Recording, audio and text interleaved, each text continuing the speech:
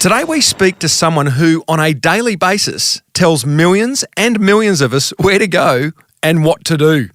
Any guesses who that might be? Karen Jacobsen, of course, the original voice of Apple's Siri. It's a mind-twisting episode 560 of the 12-year-old award-winning Small Business Big Marketing podcast. Well, I said, welcome to a small business marketing show, where successful small business owners share their souls to take your marketing straight to the lead. Now, here's your host, Mr. Timbo Reid. And welcome back to your weekly dose of marketing madness. I'm your host, Timbo Reid, and I have an insatiable curiosity for uncovering marketing strategies and ideas that help businesses just like yours to grow. You, so much more importantly, well, you're a motivated business owner, ready to crank out some great marketing to build that beautiful business of yours into the empire it absolutely deserves to be. And that's why this podcast exists. As per usual, team, there's marketing GOLD dripping from the ceiling over here at Small Business Big Marketing's HQ. So let's get stuck right in. Today we reconnect with past guest Karen Jacobsen, the voice of Siri. We first spoke to Karen about 7 years ago when she shared how she became the most recognised voice in the world, available on well over, how's this, 1 billion smartphone and GPS devices globally. She was even the Australian Karen voice on the TomTom navigation device. You know, if you want to hear that whole story of how all that came to be, I suggest first listening to episode 191 of this podcast and skip to the 13-minute mark to get right into the good stuff, because I happened to rattle on a little bit at the start of that episode. Soz about that. Now, back then, Karen was living in New York with her husband and young son, pursuing a singing career. She was actually the backup singer, or actually is the backup singer for Cyndi Lauper. Isn't that amazing? As well as being an in-demand public speaker, author, and facilitator of a personal development program all about recalculating one's life, which we talk about during this chat.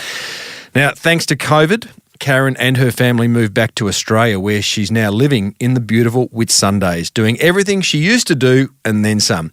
So sit back and enjoy the dulcet tones of Siri as we discuss personal branding, navigating the pandemic, the importance of having a coach. We talk about anxiety, work-life balance, and plenty more. I started the interview the only way I knew how. Hey, Siri. G'day. How could I not do that? It doesn't get old, does it? Not for me, it doesn't. Does it get old for you? You know, it brings so much delight to people that I just keep getting a lot of enjoyment out of it myself. Yeah, that's great. Well, you've been Siri now, Karen, for 10 years. What amazing opportunities has it led to? Wow, what a question. I think the really interesting part about having such a recognisable voice, you know, I'm the original Australian voice of Siri, and my voice has been in elevators and cruise ships and in-dash car systems and GPS and smartphone devices and software applications around the world, over billions of devices. It certainly led to many business opportunities in that there's a familiarity. And I may not see it in that way, but others and the way they relate to me, it's quite interesting. I think it's the familiarity that's really quite beautiful, aside from business opportunities, but just that general, very close connection with people who feel like they already know me. Yeah. It's obviously led to things like a speaking career and maybe additional voiceover work. Anything particular where there's this, it might not be a massive thing, but for you, was there something that happened that you've gone, wow, that was simply because I'm the voice of Siri? I think being a voice in devices, not Siri specific, has given me the opportunity to do some visible things with my music career that have been really, you know, on the dream list. Singing at the Carols by Candlelight in Australia, in Melbourne, there's a huge Christmas Eve Carols by Candlelight premiere event with amazing artists, and being invited to perform on that, I think there's an ability to cut through the, not the noise, but the volume of performers that are out there as a performer, because there is a hook there is that hook. Well, you and I met on a stage in Disneyland. Right. At the Disneyland Convention Centre. That you were probably there because you're Siri. I don't know why I was there. They must have got the wrong speaker. But anyway, I took it. And, amazing, isn't it, where it takes you when you put yourself out there, I guess. Tell me, have you, from a business point of view, and we're going to be talking about the various business things that you have happening in your life, but from a business point of view and marketing your brand, have you been literally able to trade off the fact that you're the voice of Siri or that you're the Australian Karen voice on TomTom navigation? Has it been an amazing marketing tool? I've actually gone out of my way to not trade on that. I thought so. Interestingly. There are, in 2011, my voice came out in that first Siri application, and I didn't mention it and hardly mention it in my own personal marketing, actually. It's others who, clients or the media, will mention it. And I will say that my voice is, the Australian Karen and is in this many devices. But in terms of mentioning the name Siri, that hasn't been in my own personal marketing. I've been really intentional about that. What's that about? Well, I don't have a direct contract with Apple. I did that voice system for a third-party company, and then whatever deal was done, I don't know about that. So to my mind, I just don't feel that there's a need for me to necessarily mention that brand name, or I hadn't for a very long time. What I would say to anybody listening here who's like, oh, it's all right for you, your voice is in a billion devices, it's all right for you and your branding, I would like to say that everybody has a hook, and your hook may not be obvious to you, but I can bet your bottom dollar that everyone around you, if you asked them what your hook was, they would be able to tell you. And it's pretty interesting how blind we can be to our own very, very obvious hook to others. And this can be in any kind of industry.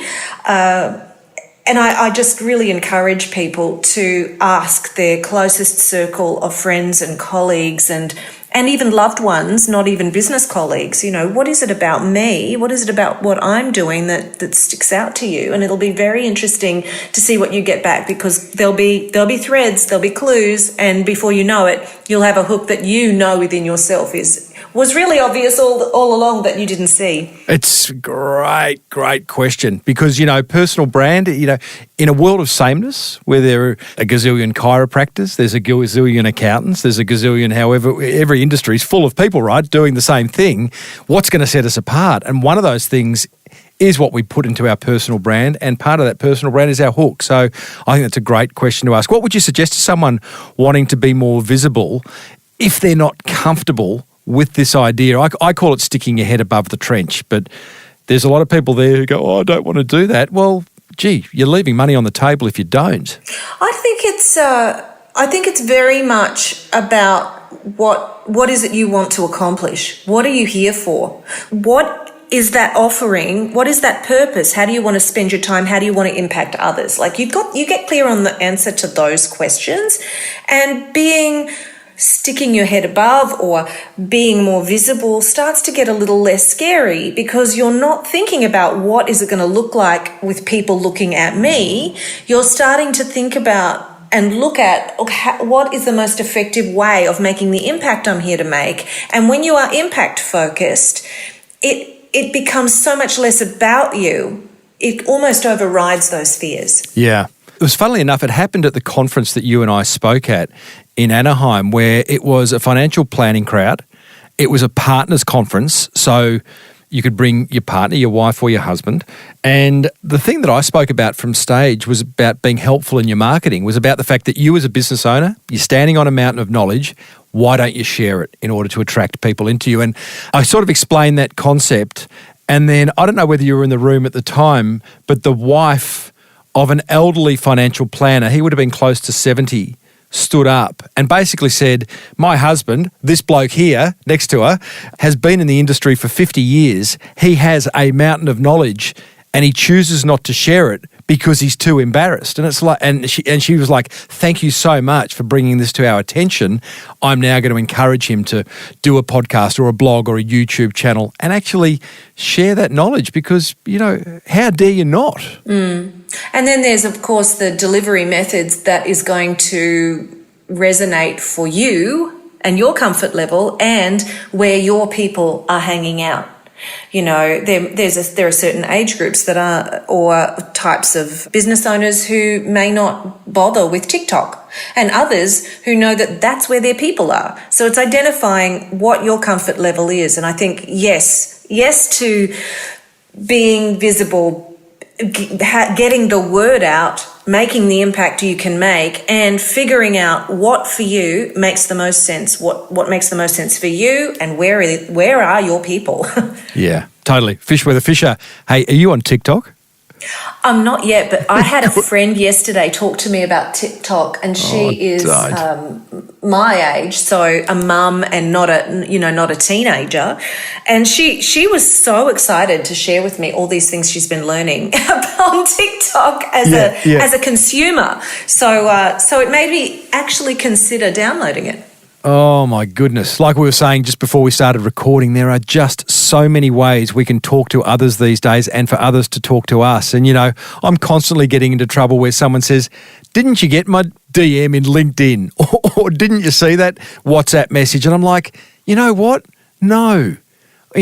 Personally, a phone call, maybe a text or an email for me is like, you'll pretty much get me in those three circumstances. Everything else is a bit of a raffle. Yes. What about you? Do you sort of spread yourself thin, or are you pretty definite as to how you like to receive communications? I'm pretty easy to get in touch with across everything.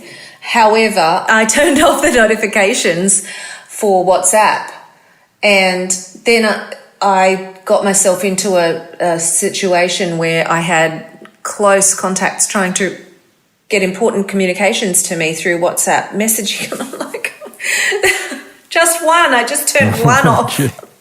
So, yeah. Yeah. That's right. Now, listen, when we spoke 7 years ago, Karen, you were living the life in New York. Things were pretty good. Hubby had a job. You had a job. You were living the high life. I remember you talking in that interview about, the fact is you're living in a beautiful apartment in an amazing city. A lot's changed since then. How has COVID impacted your life and particularly your business life? Well, for all of us, of course, it's been a jarring time. And at the very beginning of the pandemic in March of 2020, my husband turned to me and he said, do you think we should go to Australia? And this is as New York was closing down. And I said, oh, that's a bit dramatic, isn't it? And so we didn't. We spent that weekend in New York getting, shopping and getting ready to isolate.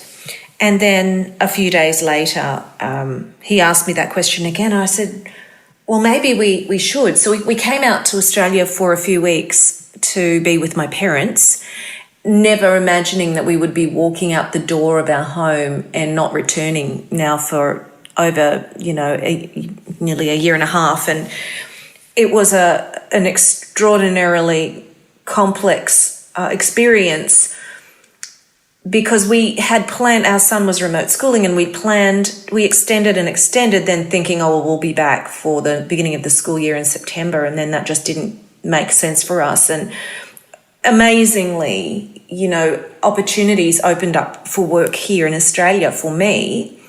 And I'd written a show called Makita Manhattan, which is a musical memoir. And it's my story. It's a 90-minute show told through the songs I've written from the age of 7 to the present day. And I booked some really quite big performances in fabulous entertainment centre venues. And so that was the first real money we'd earned in months and months. And we said, well, we have to stay for those opportunities. And then we came up after lockdown in Toowoomba to the Whitsundays and to North Queensland, and I wanted to show my family how beautiful this area where I grew up is.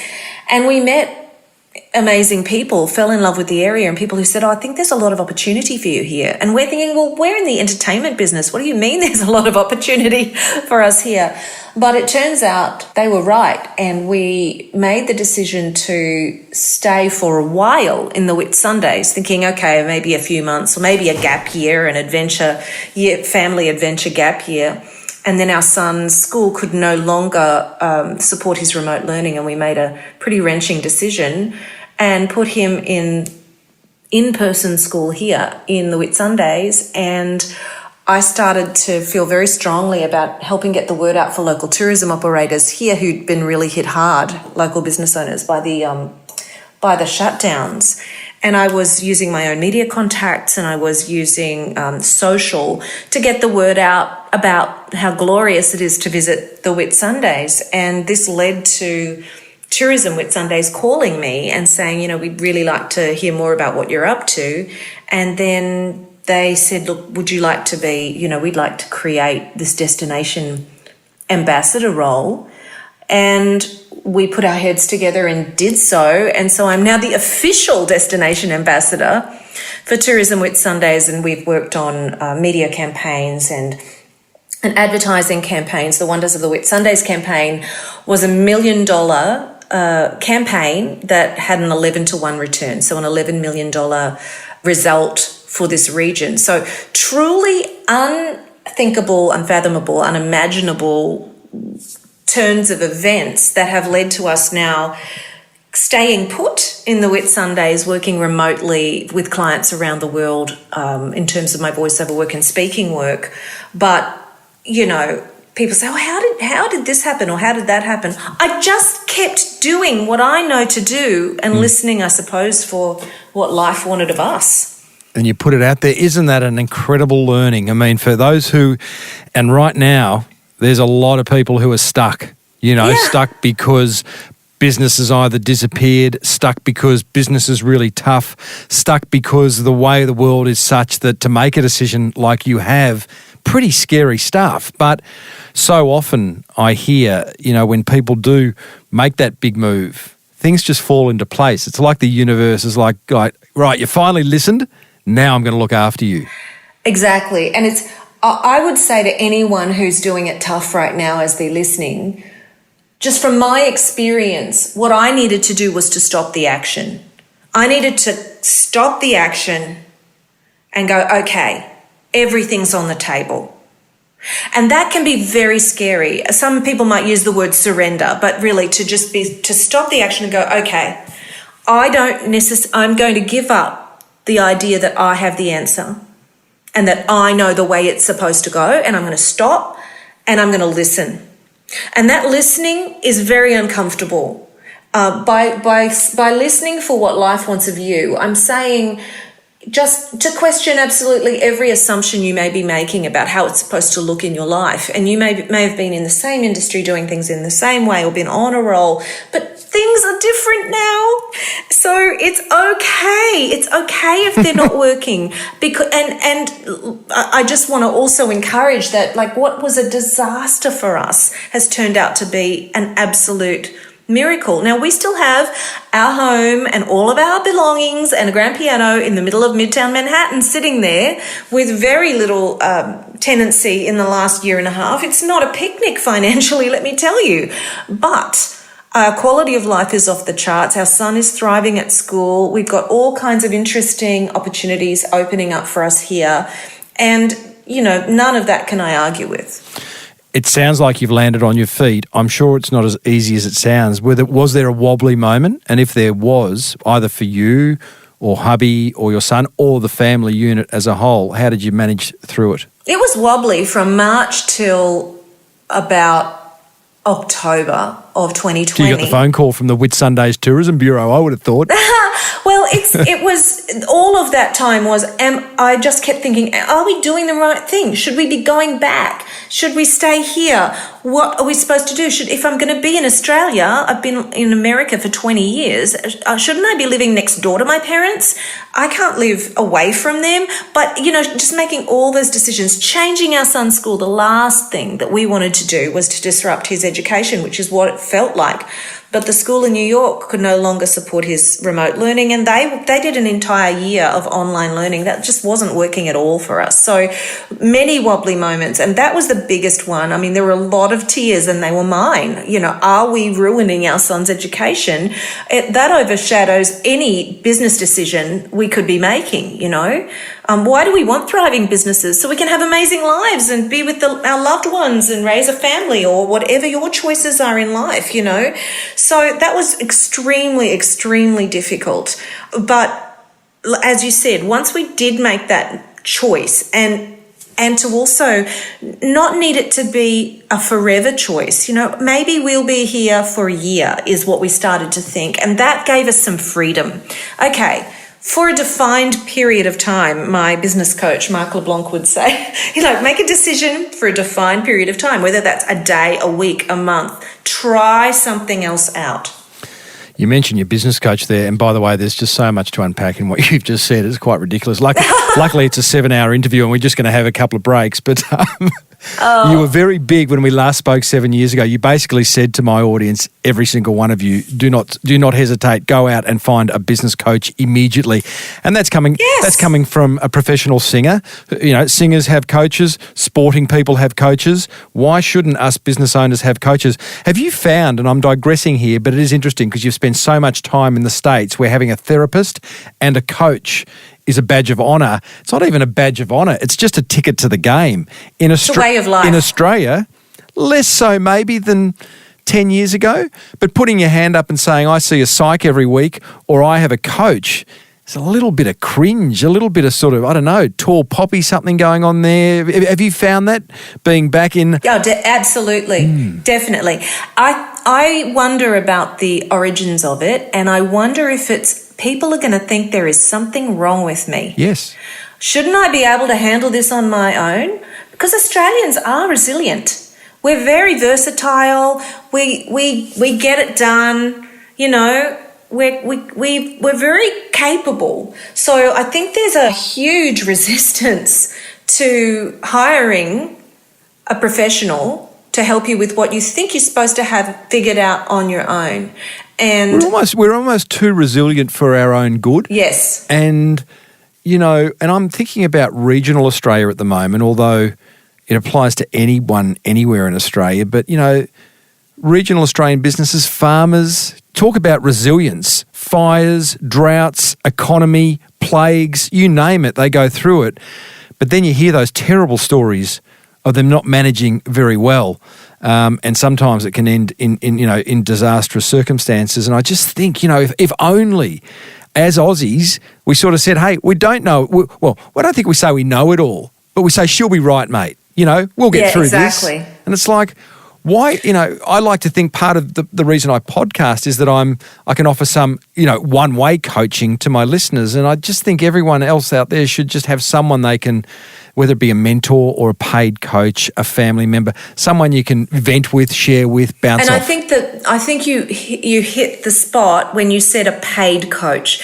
There is something in the hesitancy to invest in ourselves that I think is a core problem or challenge. It doesn't have to be called a problem. A core challenge, investing in ourselves. I don't know if it's a self-worth, self-esteem conversation, or if it's more on that resilience side, but you are as a business owner, you are your most important asset. Invest in yourself. Yeah, that's right. It's like in every aspect, you want to be taken seriously in a certain circle and business meeting, you're going to have $1,000 suit. Yeah, that's right. It's the price of entry. Well,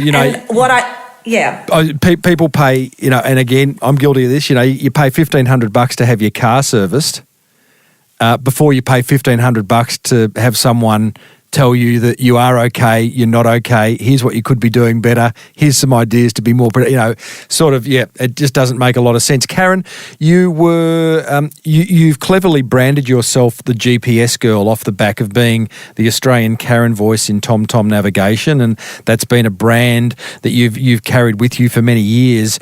In that brand, and when I saw you speak at Disneyland, it was around recalculating your life. Yes. Very clever. Play on the whole in-car navigation. What was the actual phrase that you would say? It is never too late to recalculate.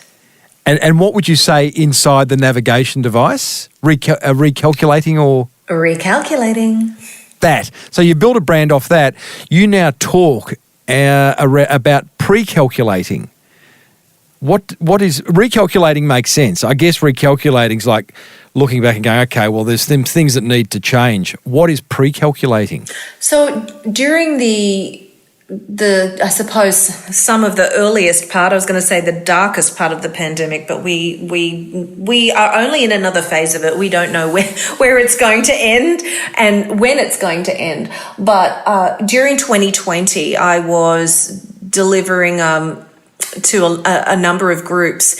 And what I identified was when times are incredibly difficult, not just a little downturn in your business or a little challenge, but the kind of life circumstances that we've seen during a pandemic, sometimes we're not even able to think straight about recalculating, about shifting the energy from moving from the passenger seat to the driver's seat, all of these practical steps that the recalculating principle offers. It's more of a case of, okay, this is a bit of a dire life situation right now, and I'm going to pre-calculate, as in what happens before I'm ready to actually recalculate and go through the recalculating process of shifting the energy. I need to find ways to stabilize my situation in a life or a business sense. Mm-hmm. So that is where the term pre-calculating came, is being able to stabilize so that we are then able to move to the next stage of those practical steps in the recalculating process. Does that make sense? Yeah, it does.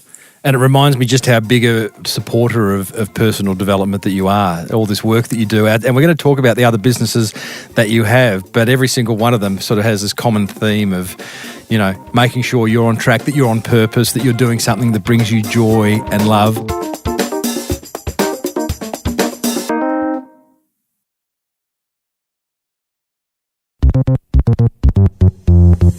Karen, you're big on purpose. How does one find one's purpose, Karen?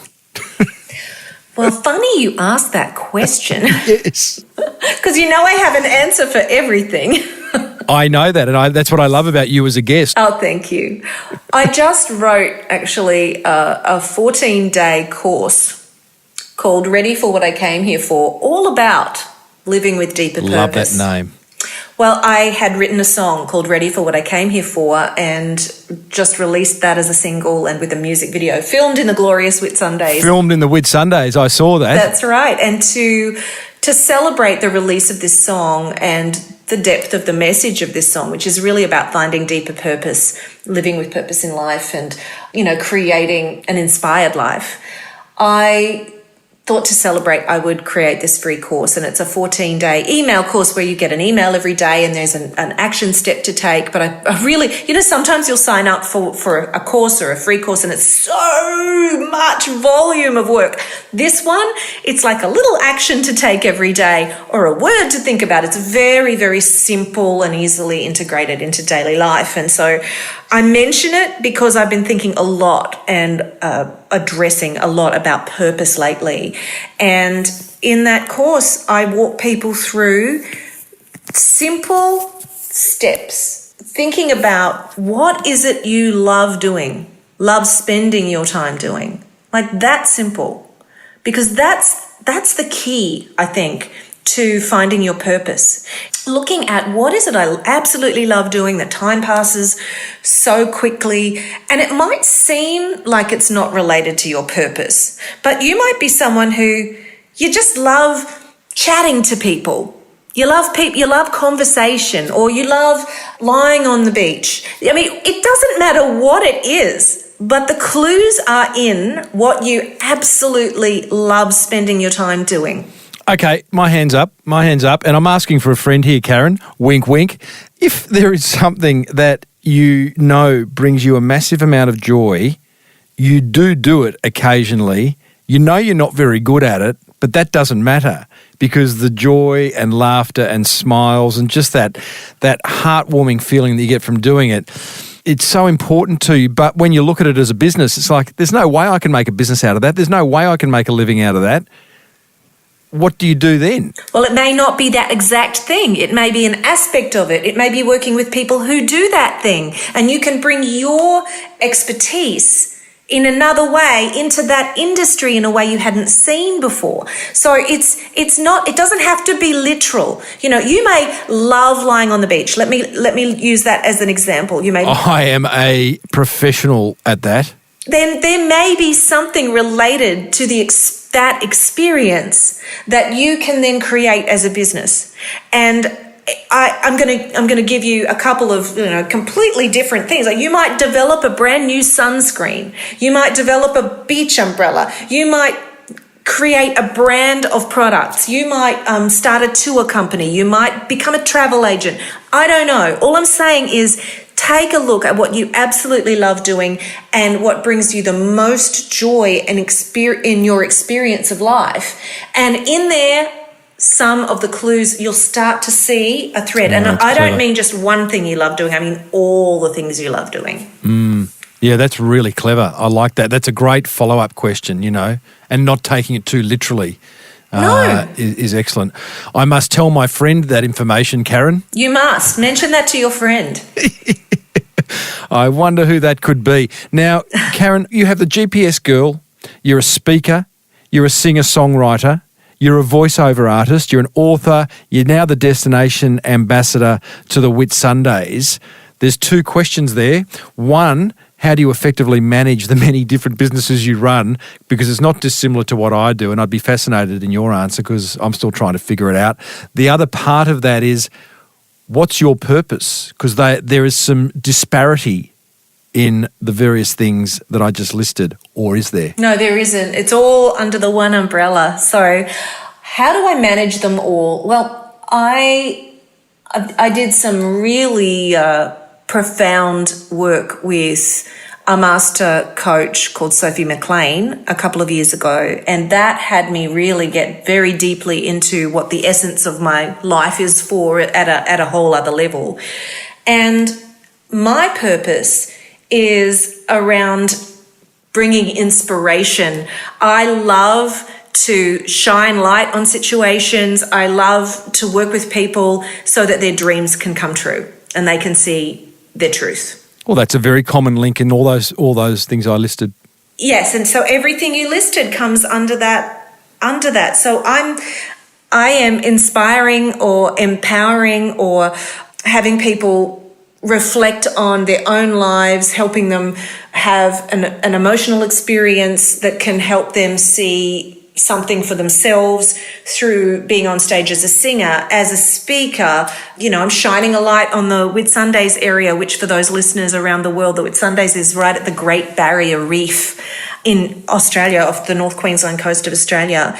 So for me, that just a little bit of that description that I gave you, that's who I am, where my work is located. So I can have an opportunity offered to me, and if it isn't going to uplift, then it's not for me. If it's going to be I've been offered reality television shows, for example, to participate in, and there are some reality television shows that are uplifting and there are some that are not. And so it's very clear, okay, that's not aligned with what my purpose is, what I'm up to, what I'm here for. Just remind me of the reality TV shows that are uplifting. I'm just racking my brain. The Bachelor? I don't know. No, well, I think The Amazing Race is a television show that is uplifting. It has its element of realityness that I'm not 100% behind, but for the most part, it's a show about figuring things out, and it's adventurous, and it's there's so much growth and development that happens through that show. So that's one that I do like. Tell me about businesses on the Whitsundays before we talk about work-life balance with you, because I reckon you'd have a fair bit to say around that topic. But businesses on the Whitsundays, wow, you just explained what the Whitsundays is and how it's on the Barrier Reef, Great Barrier Reef, but there ain't going to be a whole lot of international guests coming that way for a few months, if not years. What's the general feeling? Yeah, well, that was a massive shock and challenge for tour operators here who relied on a decent percentage of their business coming from international travellers, and to have that end abruptly meant that the focus then shifted to the domestic traveller and to the drive market, in particular because Australian borders have opened and closed over periods of time during the pandemic. So it's shifted tremendously the focus of businesses here, and quite a number of business owners I've spoken with have completely shifted their business models, and they may have been a backpacker focused or a young traveller or an international traveller business, and they've now totally rejigged things, and now they might be a family-oriented business, and certainly everyone now welcomes the domestic traveller, but it's been very, very interesting to see those businesses that have been willing and open to shifting things completely, and those who have been unfortunately felt a lot more stuck with it. Karen, let's just finish by talking business owner wellbeing. I say all the time, all the great marketing ideas and inspiration in the world is not much use if you're not well in your mind or your body. How's your work-life balance? Well, it's interesting you say that, because I've just been following my nose, taking the next opportunity, open to the next opportunity for this long period during the first year and a half of the pandemic. And I've just reached a moment where I'm like, I think I need a holiday. And that's a funny moment to arrive at, because I live now in the Whitsundays, which is paradise, looking out at the Coral Sea and the islands as I'm speaking to you. It's arrived this moment of needing to take a break. And as I've heard said with health, you take care of yourself, you make time to take care of yourself now, or later you're going to have to make time to go to the hospital for a longer period. And I really think that is a pretty sobering but accurate statement. So for me, my well-being is absolutely my number one priority. And if you've ever sat down and done a priorities exercise, it's challenging to figure out your priorities, I think, and then to put them in order is, oh my gosh, it's just brutal. But I came to the discovery that well-being was number one for that reason. How can I be a great human being, a parent, partner, business owner? How can I have the most impact I can have if my well-being is not top notch? It's that old adage of, put the oxygen on yourself before you put it on the person next to you. Yeah, it really is. So that's a massive focus for me. And, I meditate twice a day, 20 minutes at a time. I need to feel good. And can I tell the biggest secret to your listeners? Yeah, sure. This is to me, this is a huge revelation. And I did not discover this till I think in the last few months, or the last year for sure.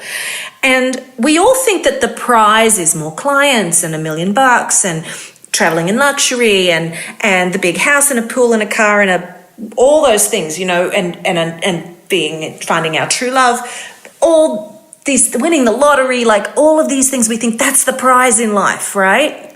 You're not going to tell us that's wrong, are you? No. It's not wrong. I mean, chasing it at your to the detriment of your well-being is probably an unpleasant way to live. But the prize is feeling good. The only reason we want any of the things I just listed is because we think they'll make us feel good. So imagine if we prioritize feeling good in every moment. Just go out and buy a bigger house. Well, fantastic. If you can feel good from this moment to the moment of buying the big house, then that is the prize. So if you notice you're not feeling good, what is something you can do in this moment? Go and have a glass of water, take a walk around the block, take a nap. 100%. It is about feeling good. So again, paying attention to what makes us feel good. Do more of that. Great advice, Karen. I love having you on this show. I love being on this show. I feel quite privileged that to be asked to return. Tim, thank you so much for having me.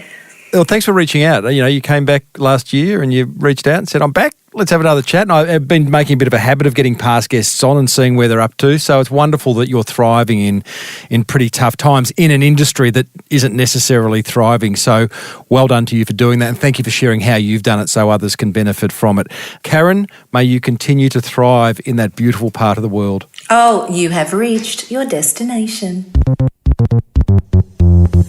Oh, I do love arriving at my destination. There you go, team. Karen Jacobsen, a.k.a. the voice of Siri. Hope you enjoyed that. Coming up, a listener shares an idea that I should have suggested to you years ago. But first, here's what grabbed my attention from that chat with Karen Jacobsen. Attention grabber number one. I just love Karen's passion for what she does. It's absolutely infectious. Attention grabber number two. I love the fact that Karen's helping others find their purpose. And if that discussion resonated with you, then be sure to grab a copy of her free 14-day course, Ready for What I Came Here For.